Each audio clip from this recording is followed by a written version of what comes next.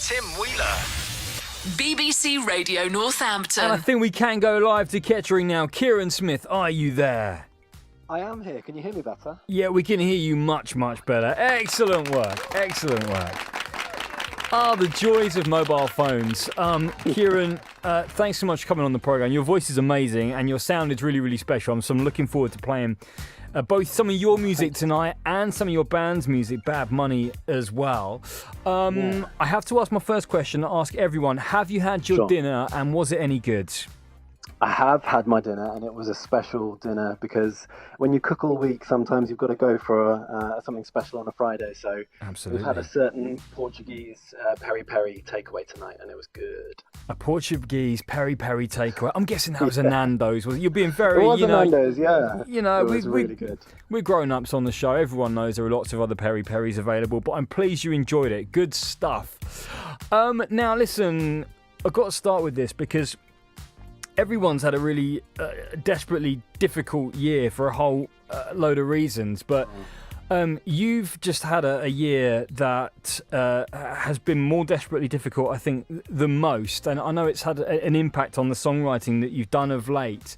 You had a very difficult experience earlier this year. I did, yeah. It was definitely the worst thing that I've been through in my life. So my wife and I, we were pregnant for the first time, and it was difficult during lockdown, you know, kind of being away from people. We got to full term, but unfortunately our daughter, Beatrix, was stillborn. So during lockdown, we've had a really difficult time. That's really influenced a lot. For me, writing music has been very cathartic, something that I can turn to where I can express myself and put my feelings out there. It's quite difficult. I think men often feel like we can't really talk about it very much, but this is my way of being able to get across how I feel through music. Well, I'm sure I speak for everyone when I say that, you know, we're desperately sorry for what's happened, because I can't imagine how difficult that must have been for both you and your partner. You wrote a song called "B" about the experience, I did, which I listened to yesterday, and we've never met, but I have to say I found it an incredibly emotional listen, and I know you've obviously, you know, put some you found some creativity through this period, but how on earth do you find the strength to sit down and write a song like "B" for Beatrix? I can't. How do you find that strength to write at all?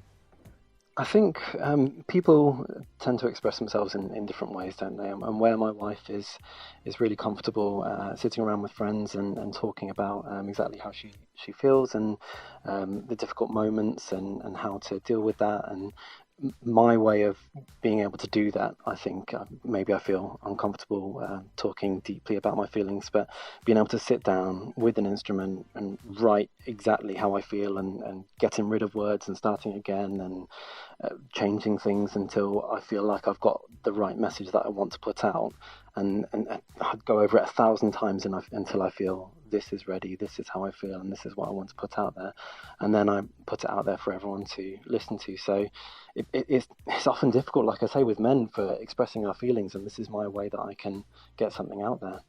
Well, it's very affecting. It's a very affecting result on the listener. You also wrote a song called "Greeting and Leaving," which I think the title speaks for itself in many ways. And do you know what? I want to play that on the show now, and we've got so much to talk about in the show, and building up to doing a little silly quiz for you as well. But I want to start by playing "Greeting and Leaving," and just to take a moment to experience what an incredibly powerful songwriter you are. So let's play it. It's "Greeting and Leaving" by Kieran Smith here on BBC Radio Northampton.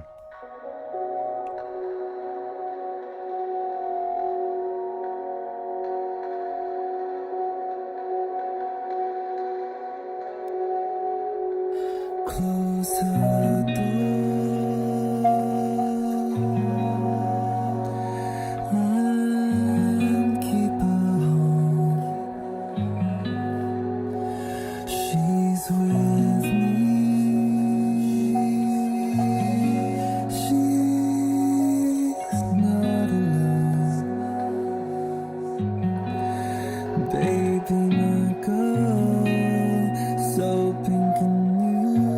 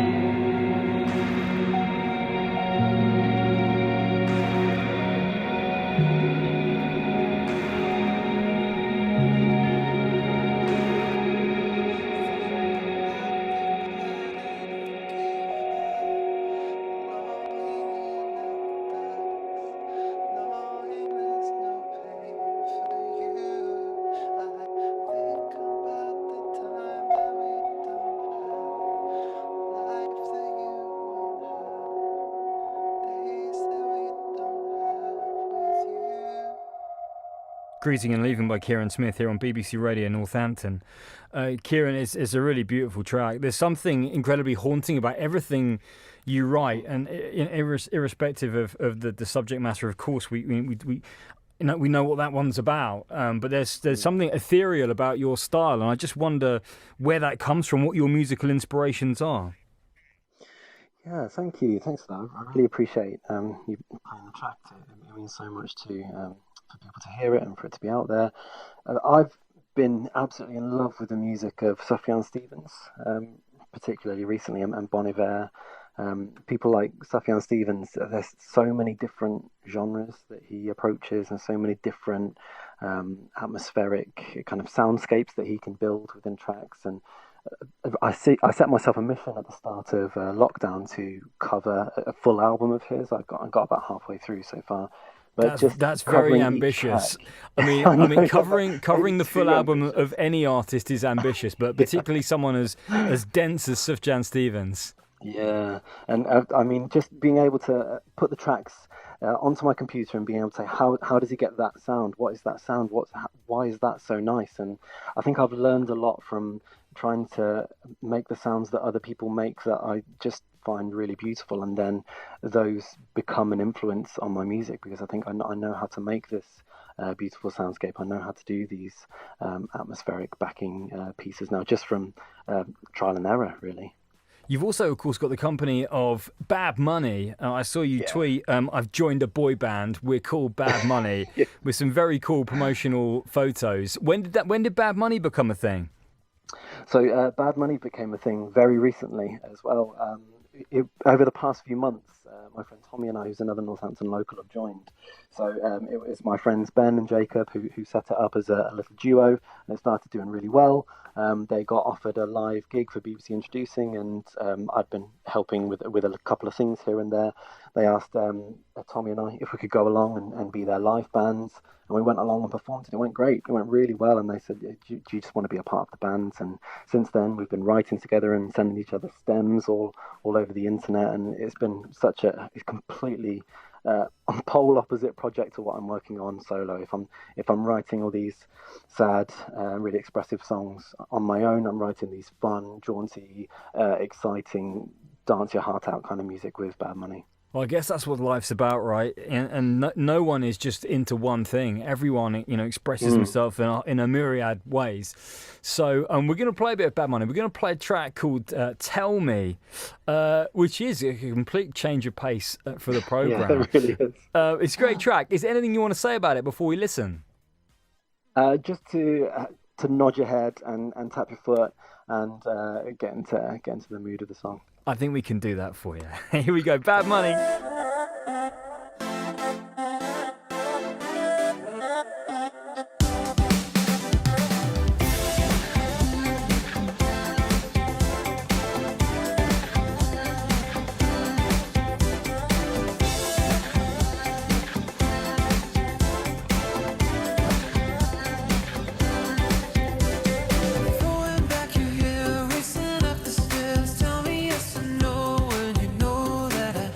Let this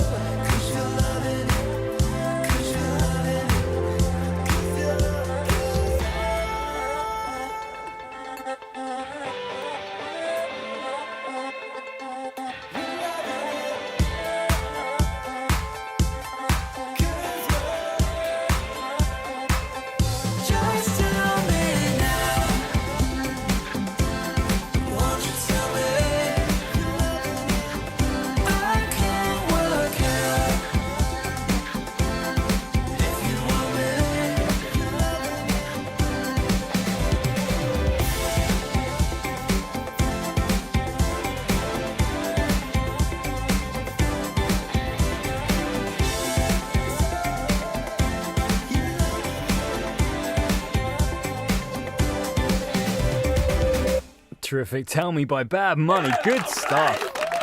Really good stuff, man.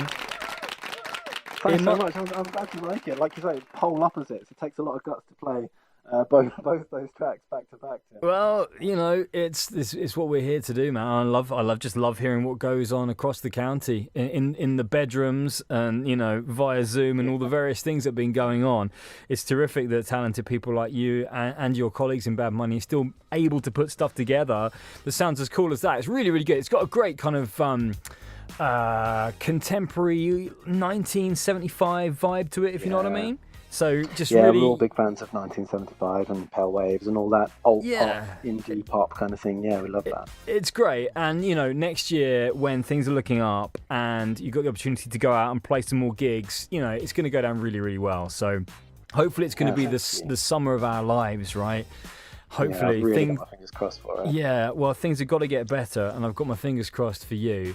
I'm asking you a couple of musical-based questions now. They've each got a little sound effect. So question one is this. This is about what is the best ever live performance that you've been to? The best ever live performance I've ever seen was Damien Rice. It was him, one man on his own with a guitar. And I was so surprised with how moving everything was. I absolutely love the man, but he ended the set by, I could suddenly hear singing, a lot of people singing, and I thought the audience was joining in, and then he raised a curtain and there was an entire choir behind him that he'd had behind him for the entire set, and it just tingles down my spine. That was one of the most emotional performances I've ever seen. That sounds absolutely incredible. Damien Rice was my lovely wife, who I think is listening now. She had an acoustic CD back in the day when we first got together, and it had Cannonball on it. And we used to listen to that song on repeat. Absolutely fantastic voice. And that just sounds amazing, having that whole choir behind him that you didn't know about. Oh, that's a great answer. Great answer. Okay, question number 2. I'm going to go for this one, okay? This one. Everybody's got their favourite song, and that's really difficult to pin down. But I like to ask it because it gets people thinking. You've gone for one of my favourite bands I've ever seen live, actually, you've gone for. Tell us what you've chosen tonight. I've chosen Everlong by the Foo Fighters. I've chosen that because it's just one of those songs that it takes you back to a time that the lyrics are so emotive. And also they say never to meet your heroes, but I met Dave Grohl and he was a wonderful, wonderful man. He was friendly, he gave me a hug, he was smiley, he posed for a picture. He's the biggest rock star in the world, but he still had time to stop and have a chat with everyone, and I love him for that. Well, I'm really pleased that you said that, because he's always struck me as being one of the nicest guys in the world, and it's always kind of earth-shattering to find out that someone you think is lovely isn't. Well, we're going to play Foo Fighters' Everlong for you to get you in as good a mood as we possibly can. And then we're going to do a little noughties pop quiz and lots more besides. So here we go. This is for you. This is the Foo Fighters with Everlong. Everlong by the Foo Fighters for my guest tonight, Kieran Smith. And it's a great selection, Kieran. I loved every single minute of that. The Foo Fighters, they've just got that feel-good rock music that if you're driving, wherever you are, it just picks you up, doesn't it? Yeah, perfect driving music. I think if you get pulled over by the police and you explain that you were listening to Everlong, they say that's okay, I understand. Oh, that's right. We'll give you the Foo Fighters pass. We'll give you the Foo Fighters pass. Right, well, now that you're in a good mood... Pop quiz. It's time for the pop quiz, and you've chosen, Kieran, the noughties. The noughties for your... decade. I'm guessing the noughties was when you were having a lot of your fun out and about, right? Yeah, I think I would say so. I consider the 90s because I love 90s music, but really early on I was, 4 in 1990, so I thought maybe my memory wouldn't be as good as the noughties. Well, we're going to put 60 seconds on the clock for you. And it's only a bit of fun. You can't win any prizes because we got done for that years ago.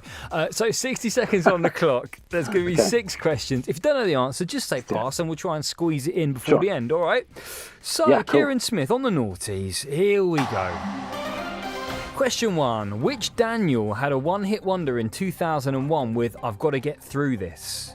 Bedingfield. It was Bedingfield. Come on. Question 2.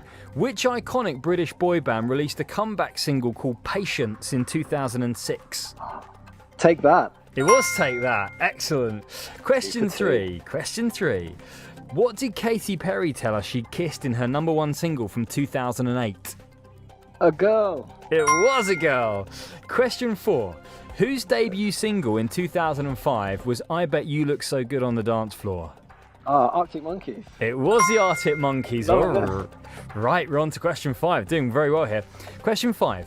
Which cartoon tradesman beat Westlife to Christmas number 1 in the year 2000? Bob the Builder. It was Bob the Builder. Okay, question 6. Which reclusive Scottish Britain's Got Talent winner had the biggest selling album of 2009? Susan Boyle. It was Susan Boyle, which Come means on. you've got a full house on the naughties. So proud. That revision was totally worth it. Mate, excellent work. A full house on the naughties. That's not too bad at all. Tim. Kieran, it's been really great to have you on the programme. You must tell us how everyone can find you and how they can find Bad Money as well. Where's the best place for people to go? Yeah, just by Googling Bad Money or Kieran Smith. My solo stuff is spelled Kieran Smith. Check it out on Spotify. That song "Tell Me" by Bad Money has gone crazy on Spotify. It's had a load of streams and it's been added to a load of playlists. Go have a listen to that. Or check out my sadder, more acoustic music at Kieran Smith on Spotify or other streaming networks if that's more your cup of tea. So Tim, thank you so much for having me, and thank you for talking about. I realise how much of a difficult subject baby loss is. So I really appreciate you bringing that up and having the guts to talk about that kind of thing. Thank you. Well, no, I mean it's something that I've got no direct experience of, but I think any human being who's loved anyone can feel something about what you've been through. So I've not experienced it, but all I can really say is I know that this Christmas it's going to be a weird Christmas for everyone, and I do feel for you and your partner because going into this Christmas with everything else that you've experienced plus this loss of B, it's wow. All I can say is much love. I'm sure everyone in the county is sending their love to you, and I hope that you go into the new year and that just lots of good things happen to both of you, okay? Thank you, Tim. Yeah, what I would say is I've got a really loving and supportive wife and family and friends, so I'm so grateful to everyone out there that's been there for us and shown us so much love throughout this time. Much love to you, Kieran. And in the new year, when we're allowed to do these normal things, I look forward to seeing you live. I look forward to seeing the band live and perhaps even having a little beer, okay? Sounds perfect. Yeah, thanks again, Tim. Thanks, mate. Kieran Smith, thank you so much for being on the programme. What a wonderful talent. Annabelle Amos at breakfast. Oh my gosh, Andy is panting away.